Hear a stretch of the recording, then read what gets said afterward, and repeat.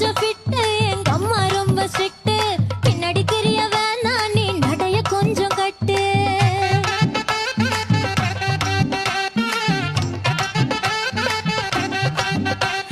வண்டி மாட பூட்டி அந்த வாய்க்கா ஓர ஓட்டி ஊரை சுத்தி காட்டி உன்னை கூட்டின்னு போறேன் ஸ்வீட்டி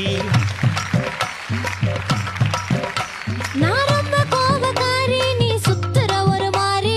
ஆடிக்கார ஏறி நான் போக போறேன் சாரி ஓ அப்படியா